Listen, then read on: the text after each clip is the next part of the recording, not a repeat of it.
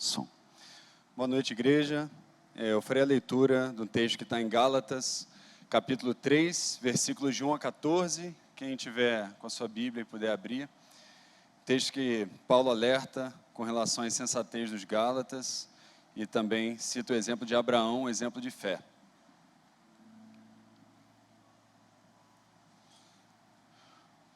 Bom, Gálatas 3, versículos de 1 a 14, diz assim: Ó Gálatas insensatos, quem foi que os enfeitiçou? Não foi diante dos olhos de vocês que Jesus Cristo foi exposto como crucificado? Quero apenas saber isto: vocês receberam o Espírito pelas obras da lei ou pela pregação da fé? Será que vocês são tão insensatos que, tendo começado no Espírito, agora querem se aperfeiçoar na carne? Será que vocês sofreram tantas coisas em vão? Se é que, na verdade, foram em vão.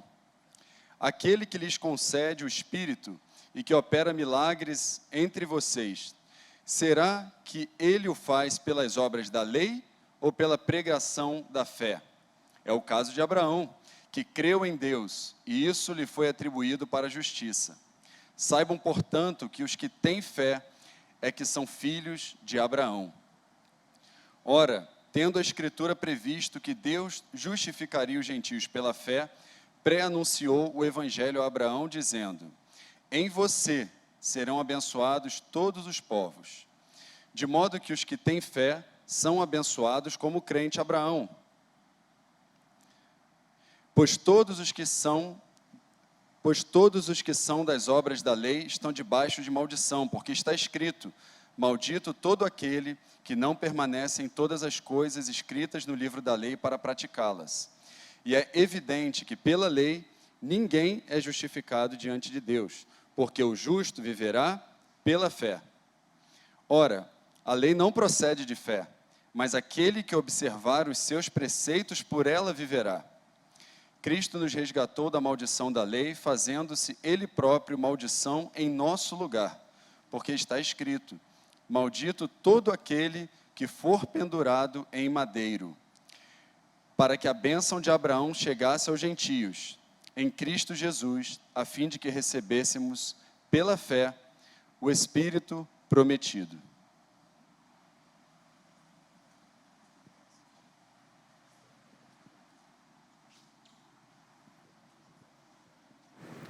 Som. Tá legal o som? Muito alto? Tá bom, obrigado. Queridos, eu queria convidá-los a se assentarem. Não sei se está dando muito eco aí. Tá legal? Tá bom. Acho que é minha percepção. Queria começar orando. Deus amado, nos colocamos diante de Ti com gratidão por mais uma noite e pedimos a Ti que o Senhor fale, ó Pai. Que não seja a minha pessoa falando, mas o Teu Espírito ministrando, porque é assim que tem que ser, meu Deus. Que a Tua voz seja ouvida essa noite. É assim que te pedimos em nome de Jesus. Amém. Queridos, vocês que me conhecem já há algum tempo sabem o tabu que é eu estar aqui na frente. Minha esposa sabe que eu passo a semana, os 15 dias antes, angustiado, porque é uma responsabilidade muito grande. As pessoas vêm aqui não é para assistir um teatro. As pessoas vêm aqui com a expectativa de que Deus fale. Não vem para ouvir o André, o Cristiano, o Eduardo ou qualquer convidado. É claro que a gente tem as nossas predileções do estilo de pregação, mas no fundo, todos querem ouvir a Deus. E a responsabilidade não é só por isso, é porque tem gente que não vem para ouvir a Deus, vem para ouvir o pregador. Mas essa é a oportunidade de Deus falar, porque Deus opera da forma como Ele quer, e não como a pessoa que está vindo acha que vai ser operada. Então que Deus dê graça para que o nome dEle seja honrado essa noite, amém? Queridos, a gente acabou de ler um texto em Gálatas 3, 1, 14. Na verdade é uma carta em que Paulo gasta muita energia tentando trazer os Gálatas ao eixo correto, né? Então, a gente vai ver que aqui a gente vai falar um pouco mais daquilo que já tem sido dito, tá? E tentando contextualizar um pouco, a gente vive num tempo moderno em que eu confesso que eu considero a gente muito privilegiado, né? as inúmeras evoluções que a humanidade tem passado, eu acho que essas facilidades que foram trazidas a gente são indizíveis, né? Quem diria, por exemplo, os meus pais têm 71 anos e eles contam para mim como era fazer uma ligação lá no interior de São Paulo na década de 60, no início da década de 60, aquele telefonezinho com a manivela, que você gastava horas, a telefonista dizia, olha, daqui a tantas horas vai tocar o telefone aí que a gente vai fazer a ligação para o número que você quer em São Paulo. Para vocês terem ideia, o número de telefone do meu pai era por 2 dígitos, sei lá, 20 alguma coisa, né, na cidade lá do interior. Então, a gente vê toda essa evolução, eu dou graças a Deus porque a gente vive nessa época, porque bem ou mal, a gente vê a humanidade se expandindo de alguma forma. O ser humano já chegou no espaço, a gente consegue chegar no mais profundo oceano, você consegue examinar um corpo com imagem sem abrir aquele corpo, né? O advento da ressonância, da ultrassonografia por onda de som, por campo eletromagnético, você consegue entender aquilo que se passa dentro do ser humano sem abri-lo, né? Eu sou suspeito para falar, enfim. E quanto à comunicação, conforme eu falei, em segundos você sabe o que está acontecendo do outro lado do mundo, né? Quem ontem teve a infelicidade de vivenciar os ataques que aconteceram em Israel, em poucos segundos você ficou sabendo o que estava acontecendo em todos os 6 continentes, né? Ao passo que quem vivenciou, eu sei que ninguém aqui vivenciou, mas, por exemplo, na penúltima pandemia, na gripe espanhola, que tem um pouco mais de um século, certamente semanas até alguma carta chegar, algum telégrafo chegar com alguma informação de que alguma coisa estranha estava acontecendo do outro lado do mundo. Agora, é curioso, é legal isso, mas é triste, porque ao mesmo tempo que a humanidade se expande, ela se comprime. Em que sentido? Cada vez mais a gente vê que na sua unidade básica da humanidade, que unidade é essa? O ser humano, o homem ou a mulher, ele tem se tornado cada vez menos resiliente, cada vez menos paciente, cada vez menos interativo no face a face. É claro que a gente interage muito por WhatsApp, mas é extremamente superficial. E cada vez a gente vive uma vida centrada em nós mesmos, em cujo amor se esfriou, né?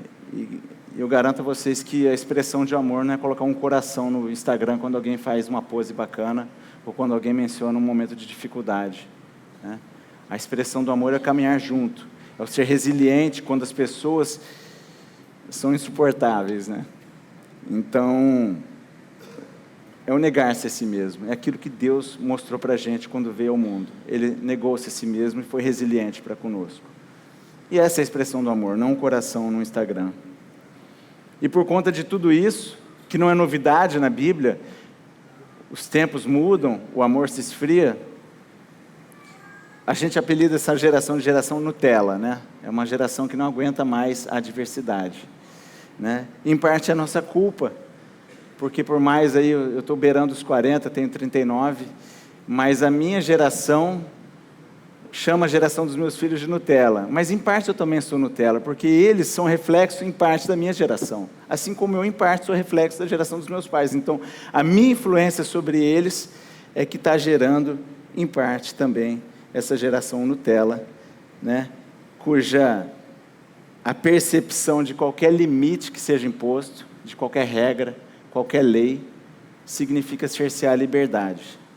Significa que se você faz alguma colocação com regras rígidas e rigorosas, essa geração considera que você está cerceando essa pseudo-liberdade que eles têm.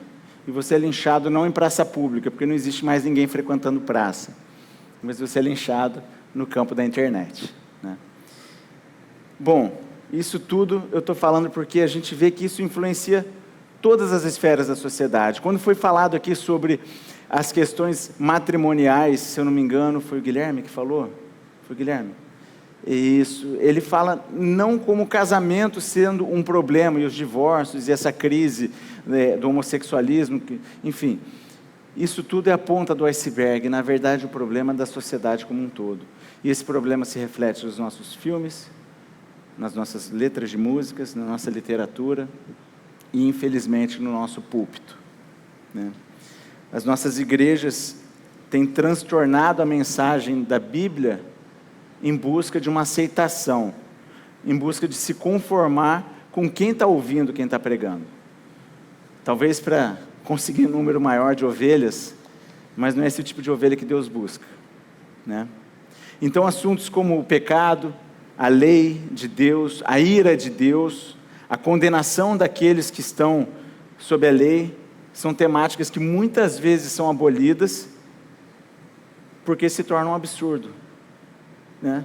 E assim surgem aqueles novos iluminados do Evangelho, que dizem que é necessário que a Bíblia seja reescrita. Eu não sei quantos de vocês já viram isso, mas, enfim, uma tragédia. Mas como o nosso compromisso é com a fidelidade à palavra, a gente vai falar exatamente sobre esses assuntos hoje. Então a gente leu em Gálatas 3, a preocupação de Paulo com descarrilhar e a mudança de atitude dos Gálatas. Então eu quero falar primeiramente sobre o pecado, para a gente entender que mudança de atitude foi essa mudança deles. O que é o pecado? Vamos resumir aqui basicamente o pecado e algumas consequências dele. O pecado é toda ação de quebra das regras de Deus. Se você quebra as regras de Deus, você está pecando. Gênesis 2, versículos 15 a 17, já deve ter aí a projeção. Diz o seguinte: tomou, pois, o Senhor Deus ao homem e o colocou no jardim do Éden para o cultivar e o guardar. E o Senhor lhe deu esta ordem: de toda a árvore do jardim comerás livremente, mas da árvore do conhecimento do bem e do mal não comerás, porque no dia em que dela comeres, certamente morrerás. Então olha só, Deus, Ele coloca o homem com o objetivo de cultivar o jardim e guardar o jardim, e deixa algumas orientações. Quando alguém dá uma ordem, pressupõe-se que esse alguém é superior. Quem é militar sabe que quem recebe ordem é quem está num cargo inferior. Se eu dou uma ordem ao meu filho, ele, como está numa posição de filho, ele tem que cumprir essa ordem. E Deus, como supremo criador, como quem criou o homem, falou para o homem: olha só, você vai cuidar, vai cultivar, vai guardar o jardim, e não coma dessa árvore. E o que acontece em Gênesis 3? O homem dá ouvidos ao diabo, se manifestando como serpente. E quando ele vai lá e dá ouvidos ao diabo e come do fruto, o pecado não consiste tão somente em comer o fruto, que por si só é uma quebra da ordem, mas ele começa lá atrás, quando o homem no seu coração quer perverter essa autoridade. Ele não quer mais receber a ordem, ele quer ser o dono da ordem, ele quer assumir o lugar de Deus. Então ele quebra uma das regras, antes mesmo de pegar o fruto no seu próprio coração, e é ali que nasce o pecado. Agora, diante disso, o pecado nos leva a agirmos fora do propósito para o qual nós somos criados. Uma vez tendo pecado, a gente começa a virar uma aberração. A gente não mais cultiva o jardim, não mais guarda a criação, e a gente não mais caminha com Deus conforme a gente caminhava no Éden. E a gente não mais glorifica a Deus, cujo propósito da nossa criação foi essa. O pecado também representa um estado de rebelião contra Deus. Conforme eu falei, eu já não quero mais receber a ordem de Deus, agora eu quero dar as ordens na minha vida. Então, nada mais do que eu faço visa agradar a Deus. Tudo que eu faço visa agradar algum ídolo no meu coração, e geralmente esse ídolo sou eu mesmo. Ele pode ser até espelhado de outras formas, a minha família, o meu dinheiro, as minhas posses, o que é que seja. Mas fato é que eu me torno senhor de mim mesmo, e eu me torno um rebelde contra aquele que me criou para um determinado propósito.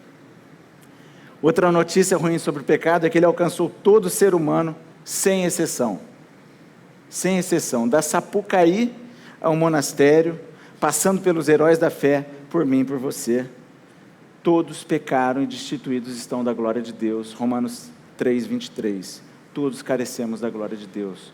Todos estamos distantes da glória de Deus. É isso que ele fala. Por quê? Porque todos nos tornamos rebeldes. Agora, o pecado passa a não só me tornar um rebelde, mas ele passa a me contaminar como um todo. Todo o meu pensar, todo o meu agir passa a ser... eu não vou saber puxar a expressão, mas é como se eu me tornasse embriagado por ele. Vamos pensar comigo do básico. Parece que vai soar aqui um pouquinho de pueril, mas vamos pensar do básico. Faz sentido eu invejar um irmão meu, ou um vizinho, ou um colega de trabalho que está se destacando? Não faz o menor sentido, mas eu invejo.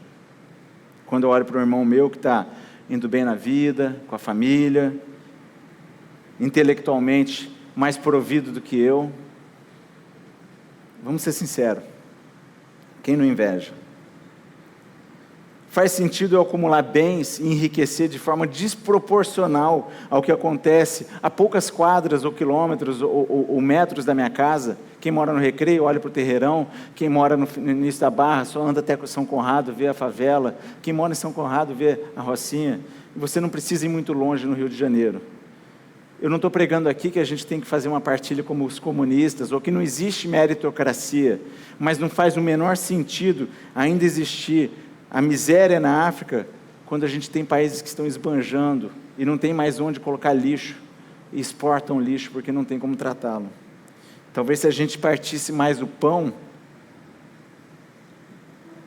a gente não veria tanta miséria. Faz sentido eu ser uma pessoa fora de casa e chegar em casa e destratar minha mulher, que é uma só comigo?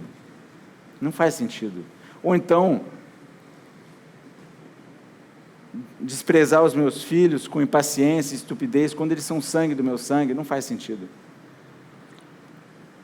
Eu estou dizendo tudo isso porque o pecado vai nos contaminando, e quando a gente olha para uma unidade parece besteira, mas é isso que acontece quando a gente eleva a 10ª, 20ª potência, e quando a gente olha para as nações, para as políticas que acontecem no mundo.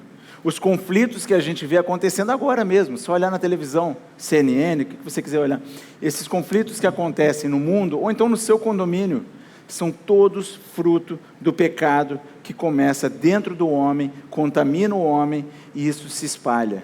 Isso faz com que o homem não possa mais conviver entre si, porque ele é invejoso, porque ele não ama mais, porque ele não tolera, e se para ele não está bom para ninguém.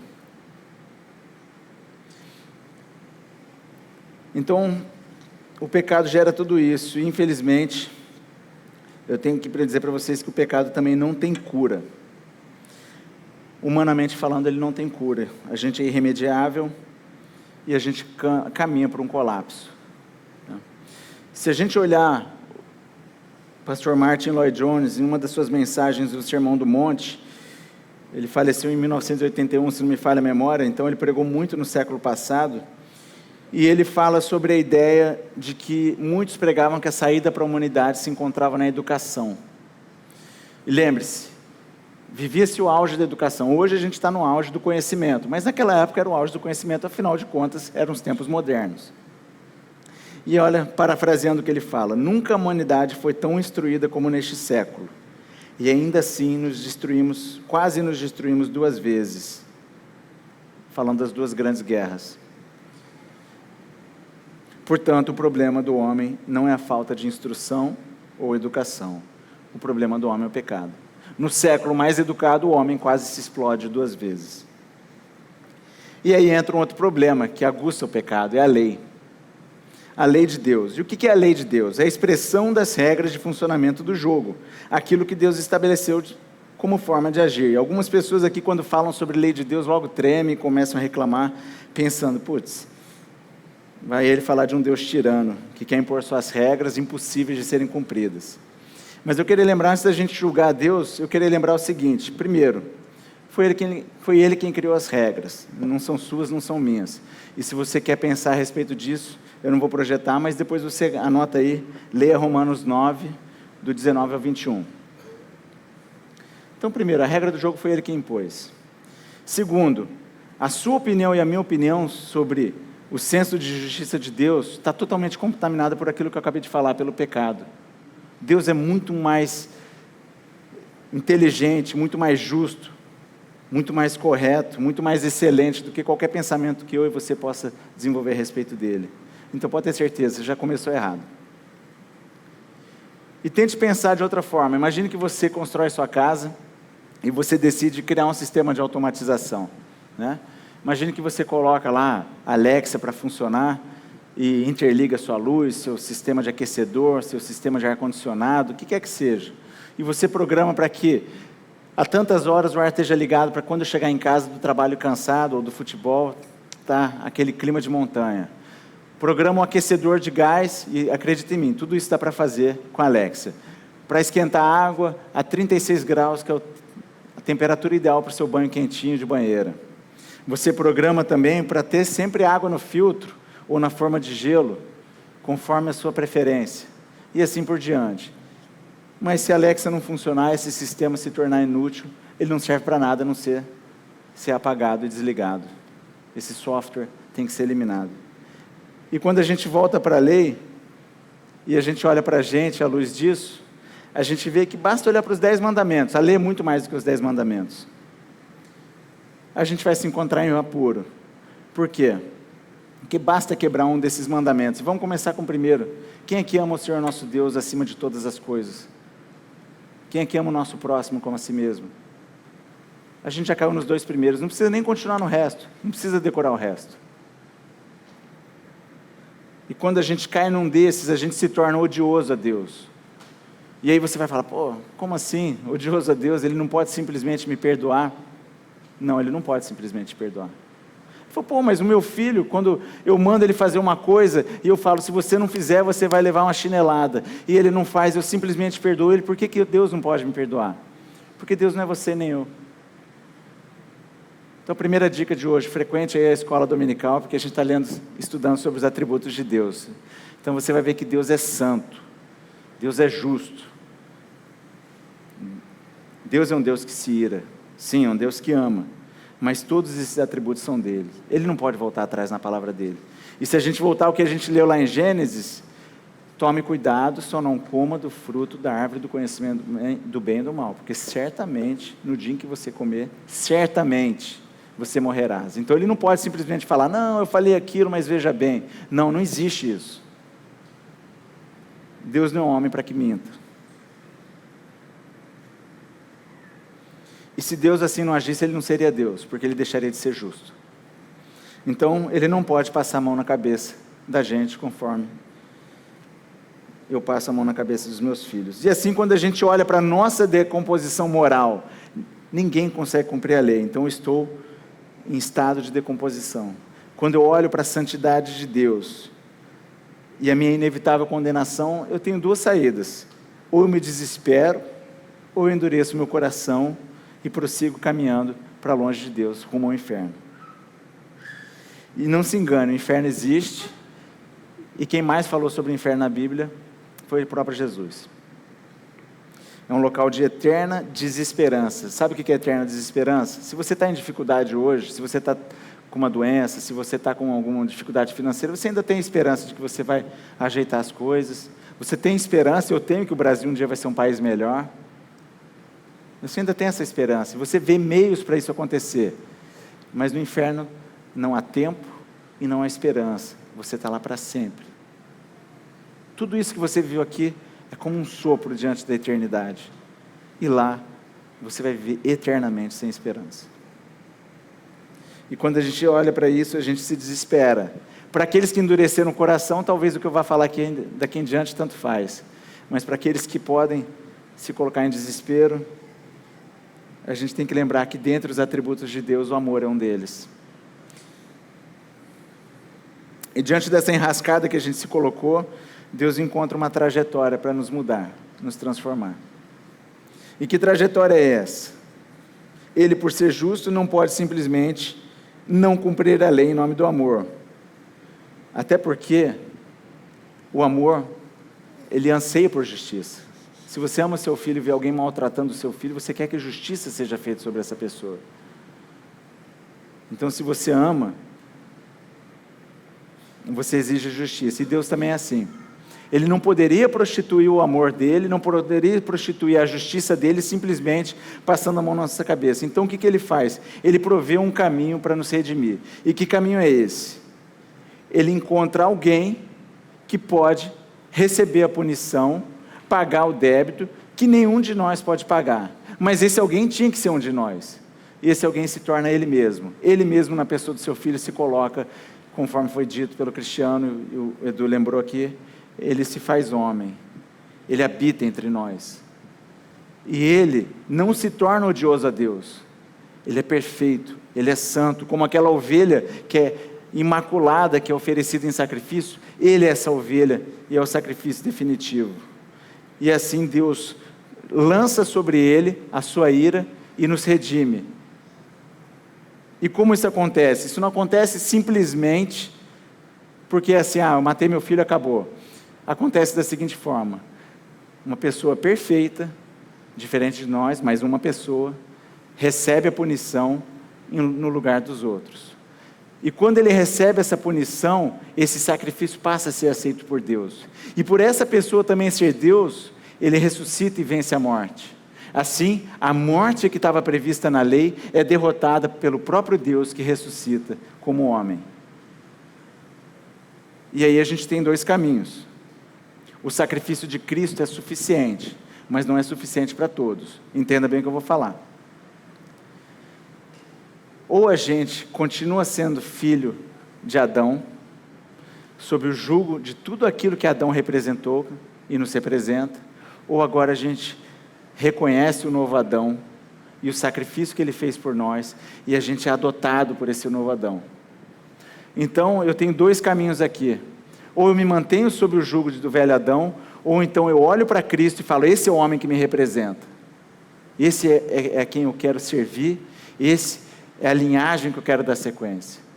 Então o sacrifício de Cristo, apesar de ser suficiente para todos, não foi para todos, foi só para todos quantos clamaram pelo seu nome e reconheceram nele o seu Salvador.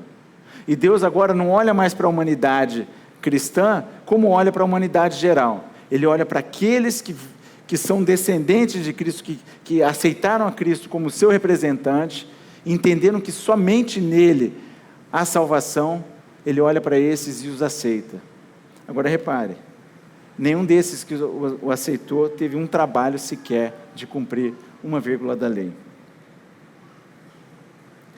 E assim, o Evangelho é a solução justa, porque Deus cumpriu a sua palavra, Ele impôs a sua punição, e ao mesmo tempo amorosa de Deus. E esse foi o Evangelho que os Gálatas receberam. Esse foi o Evangelho. Agora Paulo detecta um problema, com um olhar clínico e precisão cirúrgica, puxando a brasa aqui para minha sardinha, minha profissão. E aí a gente vai agora mergulhar no versículo por versículo. Se você tiver com sua Bíblia, abra em Gálatas 3, vamos começar no versículo 1. Ó Gálatas insensatos, quem vos enfeitiçou? Não foi diante dos olhos de vocês que Jesus Cristo foi exposto como crucificado? Paulo percebe, o que está acontecendo com eles lá?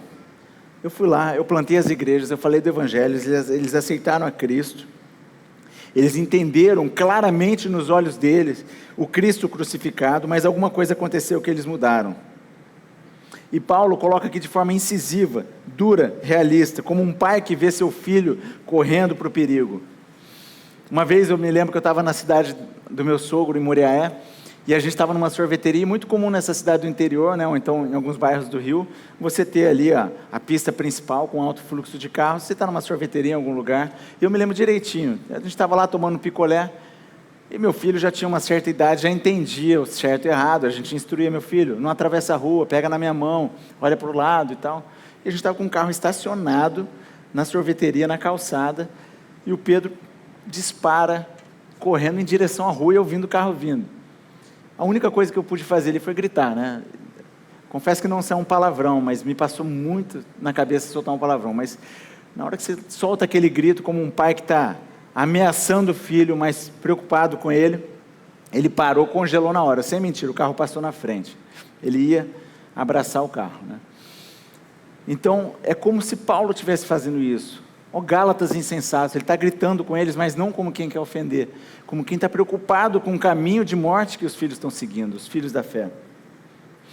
E Lutero, ao apresentar essa passagem, ao comentar essa passagem, ele chama muita atenção para o seguinte termo: quem os enfeitiçou? E eu queria fazer uma citação, se a gente puder abrir a citação de Lutero.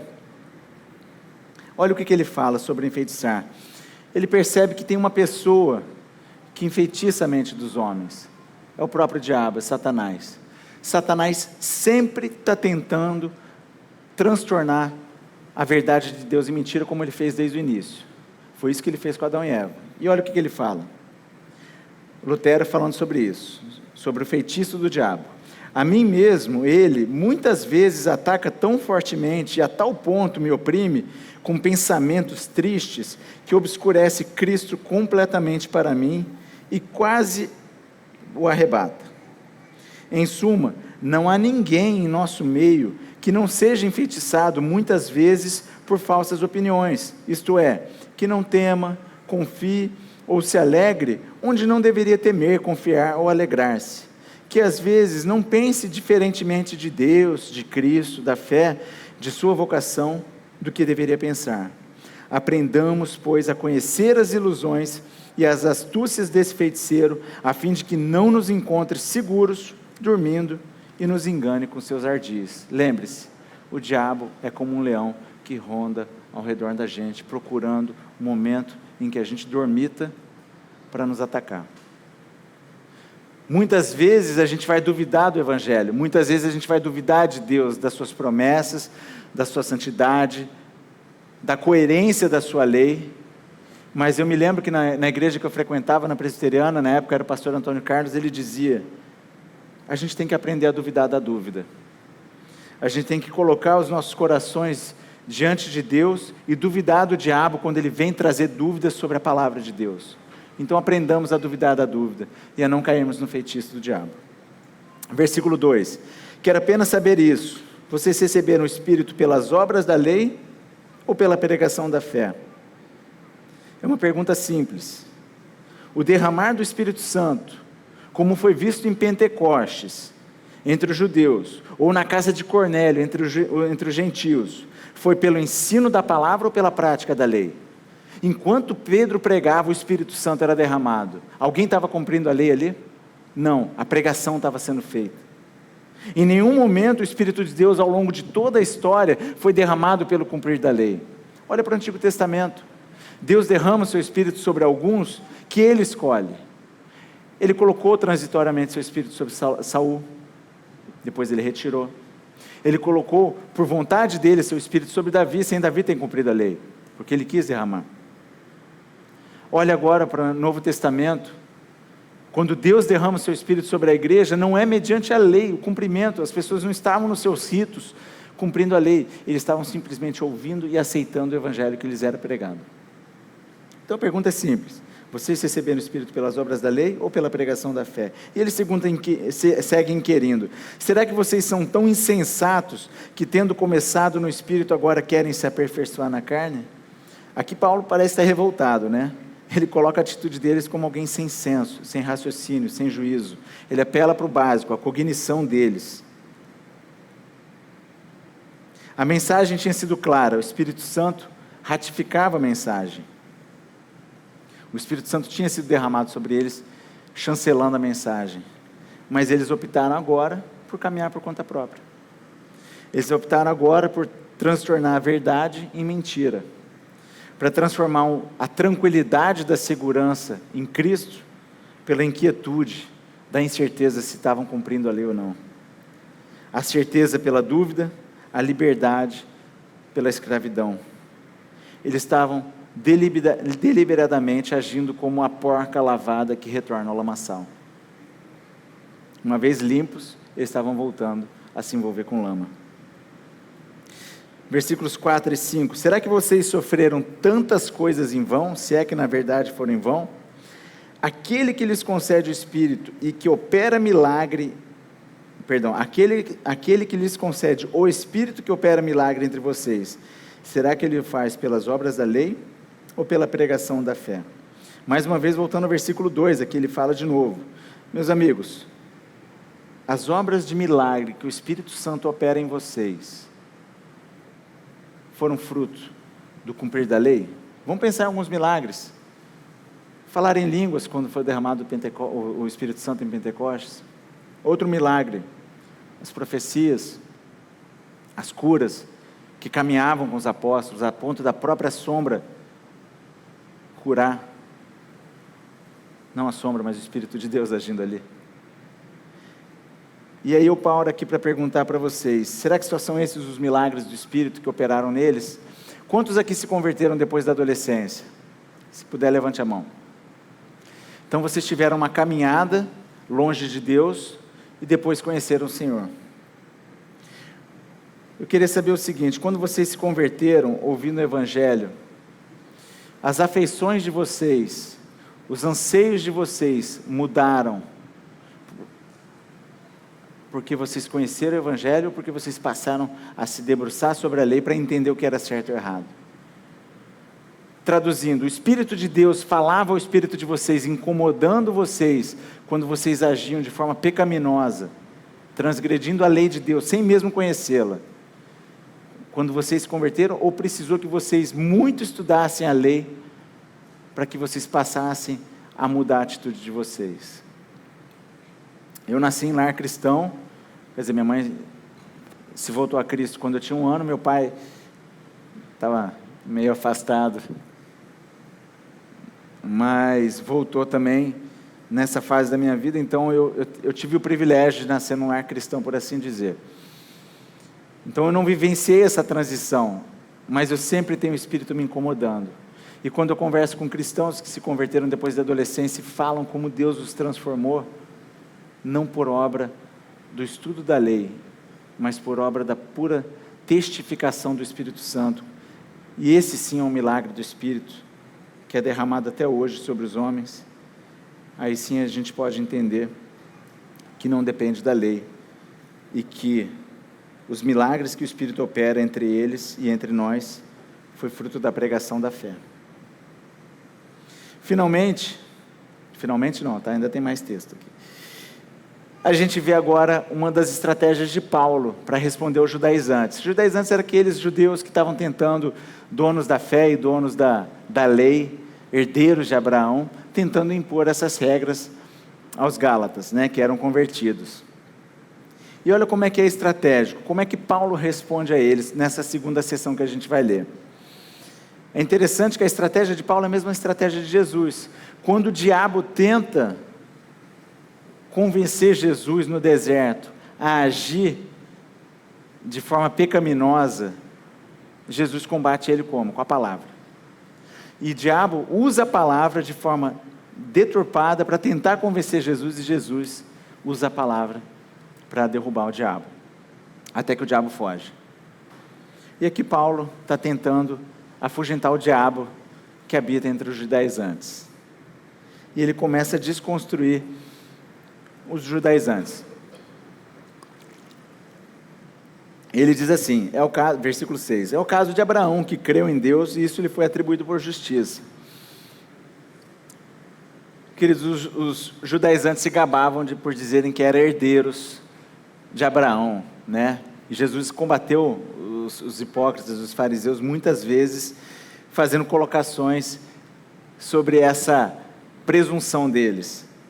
Mas repara só, ele vai lá, ele vai no patriarca, naqueles que eles se julgavam serem os filhos, vai a Abraão. Se a gente não precisa abrir lá, mas se a gente vê quando Deus imputa a justiça sobre Abraão, é o caso de Abraão que creu a Deus, isso lhe foi atribuído por justiça. Isso é uma referência a Gênesis capítulo 15, versículo 6. Isso aconteceu anos antes de Deus firmar a aliança com Abraão e instituir, por exemplo, a circuncisão. Então, Abraão foi tido por justo muito antes de qualquer aliança ser construída com ele. E se a gente olhar para a própria lei que foi trazida através de Moisés, isso veio acontecer 7 séculos depois vocês façam os cálculos, aí cerca de 7 séculos após Abraão, que a lei foi trazida a Moisés. Então, muito antes de qualquer lei existir, o próprio Deus já tinha imputado justiça a Abraão. E como que foi isso? Abraão tão somente creu. Ele creu quando Deus o chamou para sair da sua zona de conforto e prosperidade para ir para uma terra distante. Ele tão somente creu quando lhe foi prometido uma geração numerosa, ao passo que ele já era velho e sua esposa estéril e velha também. Ele creu, tão somente creu, quando Deus chamou ele para sacrificar o próprio filho, que era fruto da promessa, e não havia nenhum cordeiro para ser sacrificado no lugar. Aí a gente para pensar, é simples, é só crer. Não é. É muito fácil crer quando as coisas estão indo bem, mas pensa aqui comigo. Ele sai da terra dele, com um pouco de bens que ele tem, com a família, e vai para um lugar distante, não vai de Uber, não vai de táxi, não vai de avião, vai carregando todo mundo a pé, o rebanho, passando por terrenos difíceis, por provações, por um caminho perigoso, até um povo estrangeiro que não fala a língua dele, e que certamente ia ser hostil, porque não ia querer ninguém se fazendo ali. É só parar para pensar nos nossos dias, quando chega o pessoal da Venezuela, será que eles são tão bem recebidos? Ou o pessoal da Síria fugindo para a Europa? Para pensar, sair da sua zona de conforto. Quando está tudo ok, crer em Deus é bom, é fácil. Agora sai do teu conforto e vai passar sufoco. Ele creu. E ele passou sufoco. Outra coisa, a esposa já de idade, ele de idade. A gente está falando de uma geração que não tinha recursos tecnológicos e medicamentosos para que ela pudesse dar à luz. Imagino ele que até mais idoso, provavelmente nem libido mais ele tinha, muito menos a esposa que já era estéril, idosa, ou seja, já era estéril, já não menstruava mais. Então, é um absurdo do absurdo, e ele creu. E finalmente ele creu quando a única geração próxima dele havia sido chamada para ser sacrificada. Então não é tão simples. Não houve obra, só houve crença. Ele creu e isso redundou sim em atitude. Ele cumpriu aquilo que Deus mandou. Saibam, portanto, versículo 7, que os que têm fé que são filhos de Abraão, como os filhos são semelhantes aos pais, por uma genética, a filiação a Abraão não está vinculada a uma consanguinidade, mas está vinculada à genética da fé. Aqueles que têm fé, tal qual Abraão, esses é que são filhos dele. Mais uma vez, não é porque são filhos de Abraão, mas é porque eles partilham da mesma fé que salvou Abraão. Ora, versículo 8, tendo a Escritura previsto que Deus justificaria os gentios pela fé, pré-anunciou o Evangelho a Abraão, dizendo, em você serão abençoados todos os povos, de modo que os que têm fé são abençoados com o crente Abraão. Olha que interessante, aqui eu não havia reparado até estudar o texto. Quem que preveu que Deus justificaria? A Escritura. Tendo a Escritura, e Paulo usa isso estrategicamente, a Escritura e Deus são a mesma coisa. Deus é o verbo e Ele transmite a Escritura. Toda a Escritura é inspirada por Deus, portanto, a Escritura é a palavra de Deus. O próprio Deus, prevendo que Ele justificaria os gentios pela fé, pré-anunciou a Abraão. O que Ele pré-anunciou? Em você serão abençoados todos os povos. E aqui eu queria fazer uma pausa para pensar no que é a bênção.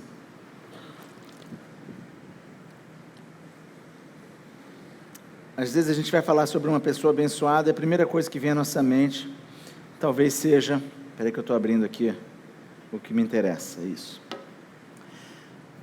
A gente pensa logo que a bênção consiste em posses, numa vida tranquila. Mas se a gente olhar para aqueles que Deus chamou,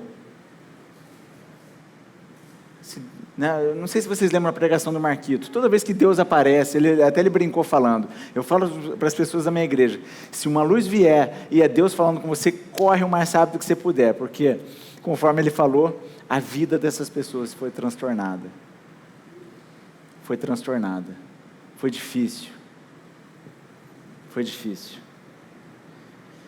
e ser abençoado não consiste em ter muitas posses, não consiste em ser vitorioso no campo de batalha, não consiste em ter muitos filhos.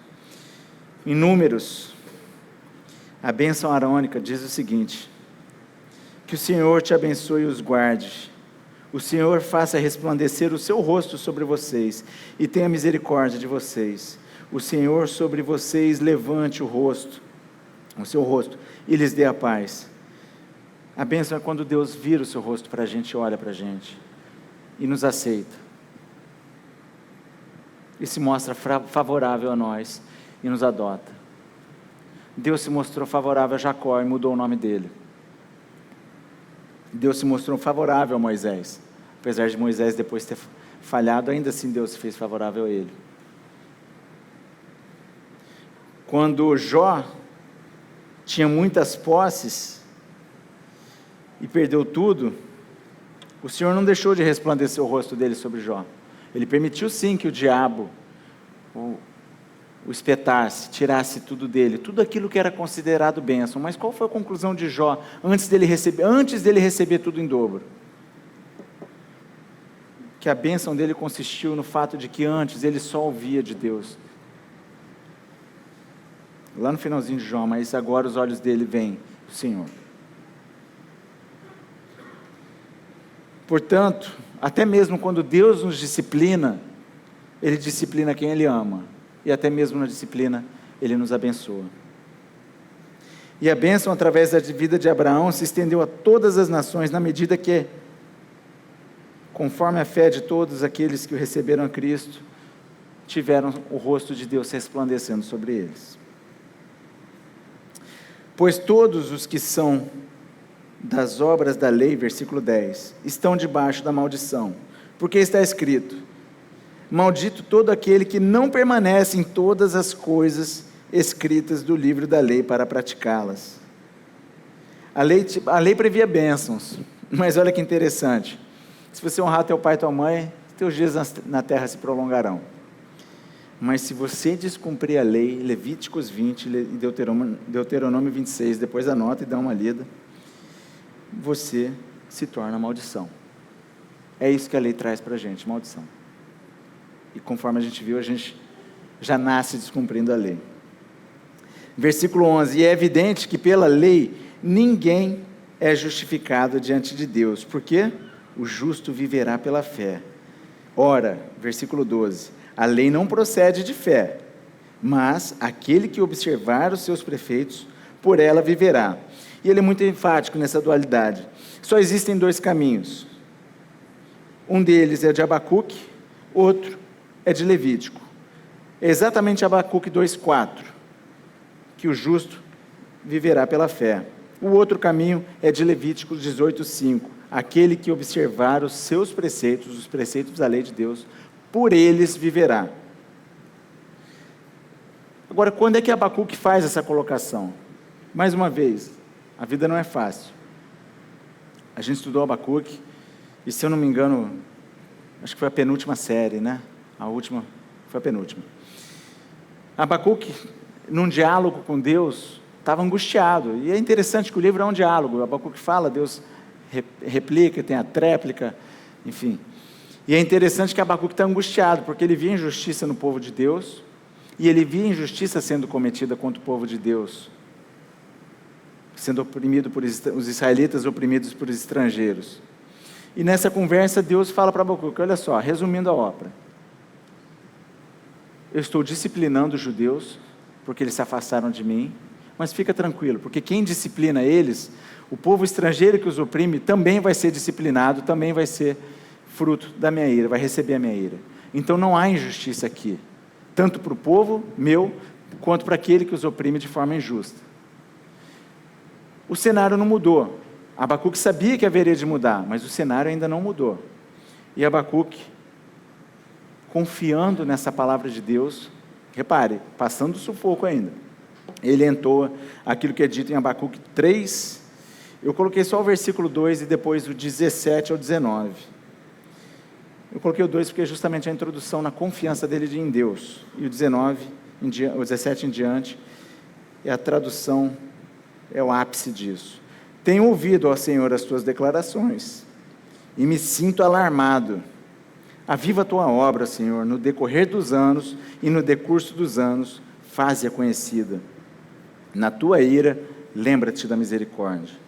E lá no final ele diz aquela mensagem belíssima, ainda que a figueira não floresça, nem haja fruto na vide, o produto da oliveira minta, e os campos não produzam mantimento, as ovelhas sejam arrebatadas do aprisco, e nos currais não haja gado, todavia eu me alegro no Senhor, Exulto no Deus da minha salvação. O Senhor Deus é minha fortaleza e faz os meus pés como os da corça, me faz andar altaneiramente.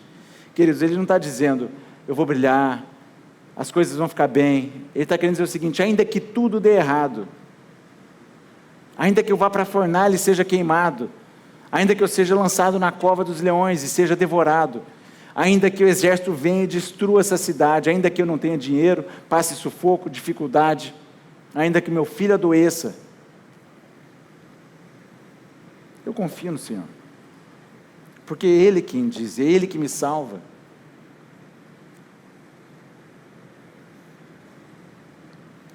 Pausa para água.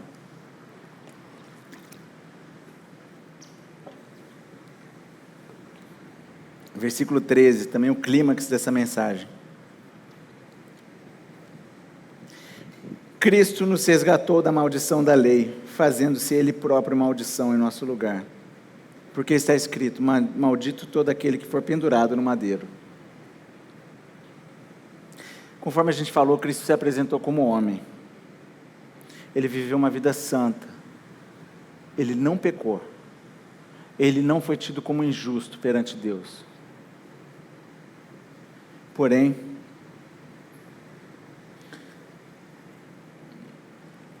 ele foi maldito. E por que ele foi maldito? Porque ele se tornou representante de todos nós e carregou os nossos pecados sobre ele. E o que acontece com Cristo é que em Marcos 15, 24, ele diz, a hora nona, clamou Jesus em alta voz, Eloá, Eloá, lama sabachthani, que quer dizer, Deus meu, por que me desamparaste? Eu acabei de dizer que a bênção de Deus é quando Deus volta a face para a gente. Agora a maldição é quando Deus retira a face dele da gente. E quando Cristo, que eternamente viveu em pleno amor, em satisfação com Deus, ele clama, Deus meu, por que me desamparaste?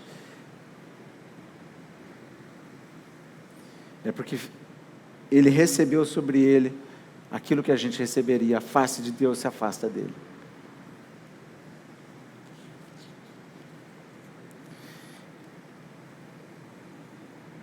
E eu não sei de vocês, mas tem um louvor que eu gosto muito, que apesar de ser antigo, eu gosto muito, não tão antigo, mas Vim para Adorar-te.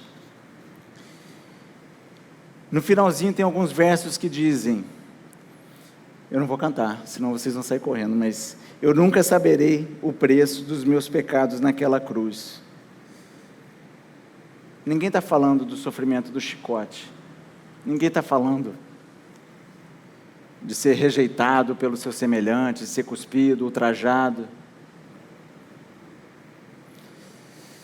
Mas se você canta esse louvor e recebe a Cristo, você nunca vai saber o que é Deus voltar a face de você. É por isso que você nunca vai saber o preço do meu e do seu pecado. Mas Cristo sabe. E Ele sabe porque Ele é fiel, Ele é obediente. Ele foi até o final por mim e por você. 14, para que a bênção de Abraão chegasse aos gentios, em Cristo Jesus, a fim de que recebêssemos pela fé o Espírito prometido. Repare só, a bênção de Abraão consiste em não somente agora o povo eleito ser eleito, mas não há mais barreira, não há mais fronteira para a fé. O povo de Deus agora não é mais só o povo judeu. Efésios 2, do 14 ao 16, diz isso claramente. Paulo diz o seguinte, porque Ele é a nossa paz, o qual de ambos fez um, e tendo derribado a parede de separação que estava no meio, a inimizade, aboliu na sua carne a lei dos mandamentos na forma de ordenanças, para que dos dois criasse em si mesmo um novo homem, fazendo paz, e reconciliasse ambos em um só corpo com Deus, por intermédio da cruz, destruindo por ela a inimizade. Não só a inimizade entre os povos, mas a inimizade entre nós e Deus.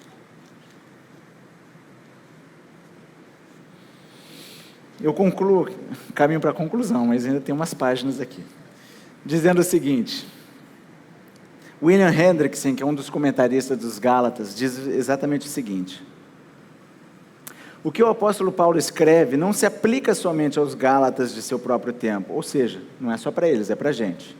Aplica-se igualmente àqueles que hoje confiam nos rituais, na vida moral, no progresso científico, na realização intelectual, na beleza física, nos recursos econômicos, no poder político, no liberalismo doutrinário, ou até mesmo na pureza doutrinária.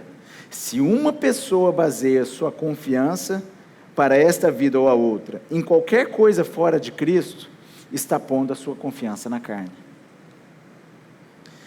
Então, cuidado com os feitiços do diabo. As tradições nos fascinam. É bonito ver, né? Porque a tradição é uma forma que a gente enxerga a fé. Por exemplo, você olha para uma pessoa comum na igreja, você não sabe o quanto ela está próxima de Deus. O rosto não está resplandecendo. É claro que tem gente que você se aproxima, você sente que Deus está ali, né? Mas se você olha assim, mas se você vê um camarada na toga, né, cumprindo os ritos, aquilo ali fascina. Você fala, cara, esse cara está de parabéns. E talvez seja por isso que, infelizmente, alguns irmãos têm abandonado a fé e se aproximado do catolicismo deliberadamente, porque se apaixonaram pelo tradicionalismo. A teologia por si só também é um feitiço do diabo.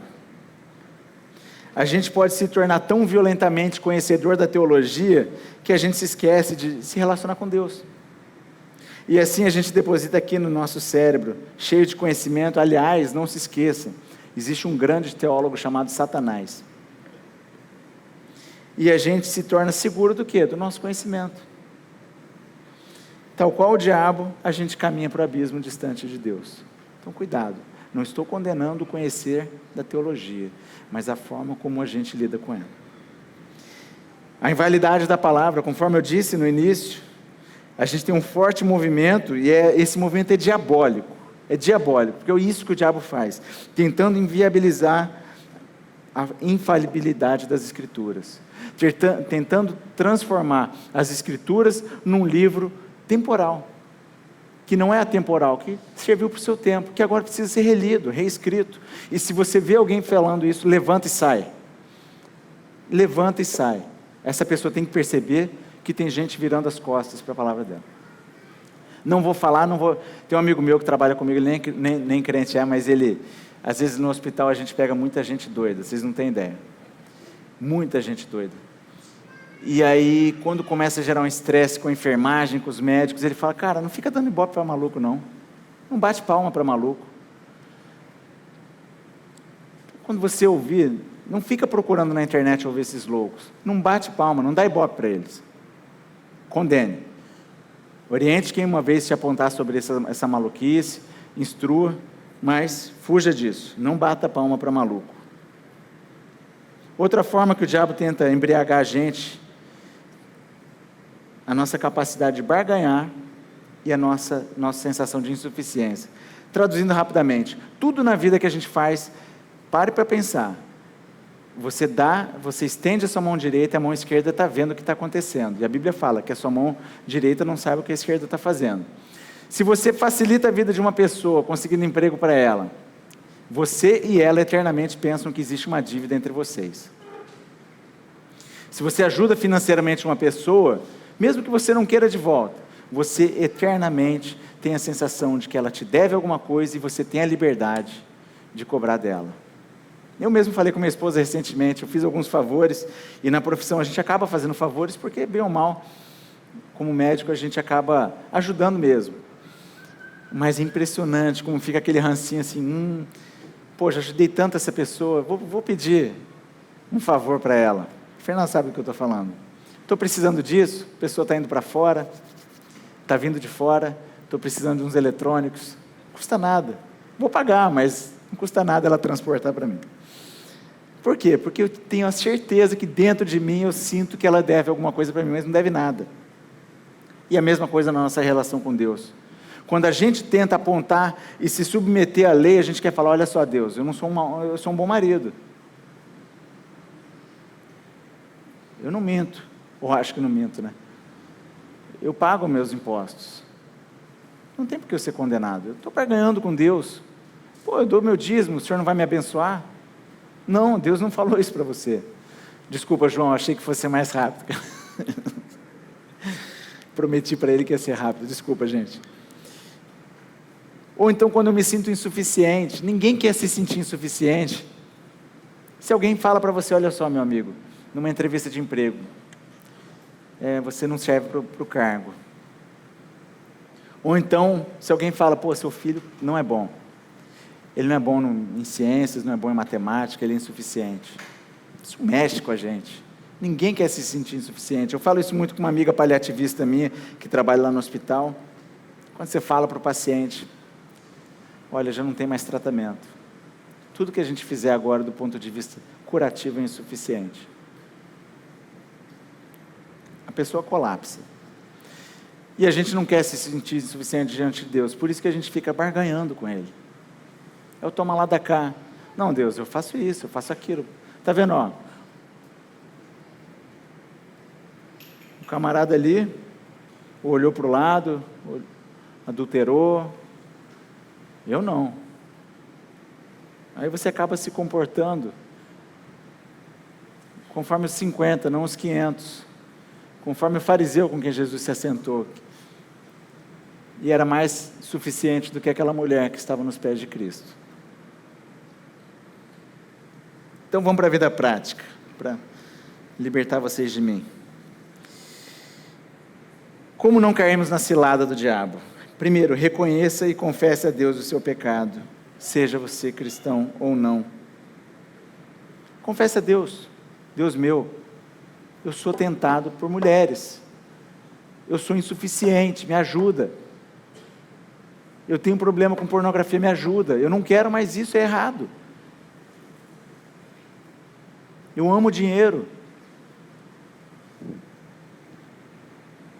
E aí vocês podem enumerar a lista no coração de vocês, que eu tento enumerar no meu. Eu julgo os outros, me sinto melhor que os outros, sou muito fariseu para os outros.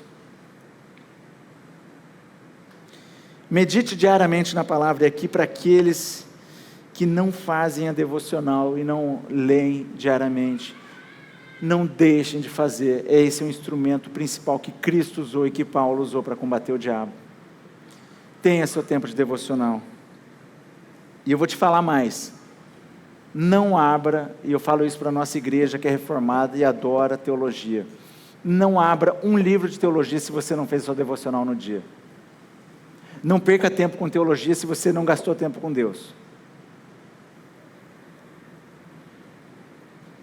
Para que não seja só de ouvir, mas para que seus olhos vejam a Deus. Mais uma vez, não falo contra a teologia.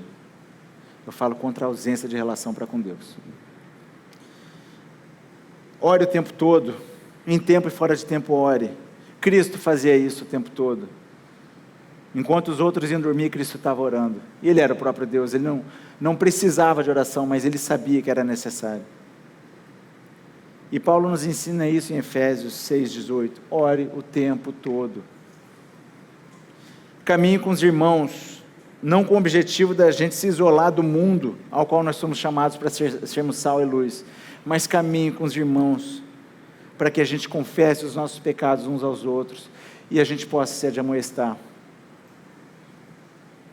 Muitas vezes, são os nossos irmãos que reconhecem as nossas falhas e chamam a atenção para as nossas falhas, porque muitas vezes somos cegos à nossa cegueira. Busque santidade, busque ser santo.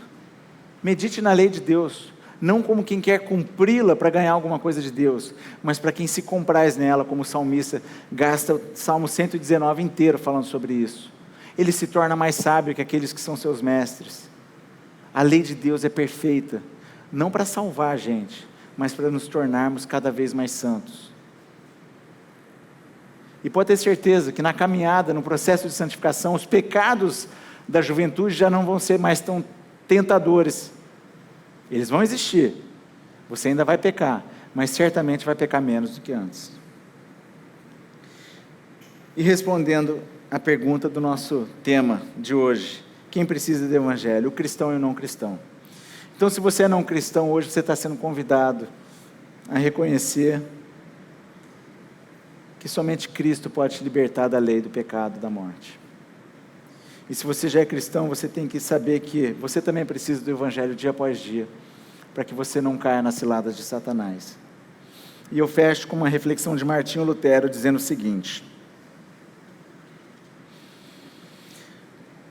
não sei se está a projeção aí, talvez esteja bem grande. Homens seguros, após terem ouvido o Evangelho uma ou duas vezes, bem depressa julgam que receberam as primícias do Espírito, e por fim, assumem uma atitude tal que não temem a Deus, não lhe dão graças, e julgam que não apenas se possam conduzir de maneira distinta e defender a doutrina da piedade, mas também manter-se firmes nas lutas contra o diabo, por mais árduas que sejam. Tais homens são os instrumentos apropriados que o diabo enfeitiça e impele ao desespero. Por outro lado, não digas, sou perfeito, não posso cair, mas humilha-te e teme, a fim de que, estando hoje em pé, não caias amanhã. E aí ele faz uma referência a ele mesmo: sou doutor em teologia, e já durante vários anos proclamei a Cristo, e lutei contra o diabo nos seus pseudo-doutores, mas tenho experimentado que isso me causou muitas dificuldades. Não posso repelir a Satanás como gostaria de fazer. Não posso nem sequer apoderar-me assim de Cristo, como a Escritura me apresenta, mas frequentemente o diabo me sugere um falso Cristo. Mas graças a Deus que nos conserva na palavra, na fé e na oração, a fim de que saibamos que se deve andar na presença de Deus em humildade e temor, e que não devemos orgulhar-nos da nossa própria sabedoria, justiça, doutrina e fortaleza, mas do poder de Cristo, que quando nós somos fracos, é poderoso, e sempre vence e triunfa por nós, fracos, a quem seja glória para sempre. Amém. Amém, queridos. Essa é a mensagem do Evangelho, e que Deus nos conserve.